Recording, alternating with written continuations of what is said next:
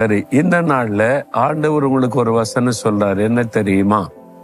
உபாகமம் 3 அதிகாரம் 22 வசனத்துல, நீங்கள் பயப்படாதீங்க, உங்கள் தேவனாகிய கர்த்தர் தாமே உங்களுக்கு யுத்தம் பண்ணுவார். உங்கள் தேவனாகிய கர்த்தர் தாமே உங்களுக்கு யுத்தம் பண்ணுவார்.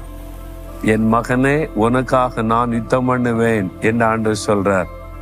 என் மகளே, உனக்காக நான் யுத்தம் பண்ணுவேன். உங்க கூட யார் யுத்தம் பண்றாங்க? வீட்டுக்குள்ள, வெளியில, வேலை செய்யற இடத்துல, பிசினஸ்ல, அல்லது உங்களுடைய ஊழியத்துல யாரும் யுத்தம் பண்றாங்களா உங்களுக்கு விரோதமா? நீ ஒன்னும் பயப்படாத. அவங்க எப்படிப்பட்ட ஆளாவும் இருக்கலாம். கர்த்தர் உனக்காக யுத்தம் பண்ணுவார். ஆண்டவர் வாக்கு கொடுக்கிற யுத்தம் பண்ணுவேன் என்பதாய். தேவன் யுத்தம் பண்ண என்ன நடக்கும் தெரியுமா? ஒண்ணு அவங்க உங்க பக்கமா மாறிடுவாங்க, அல்லது காணாமல் போயிடுவாங்க. ஆண்டவர் யுத்தம் பண்ணினா 2ல 1 நடக்கும்.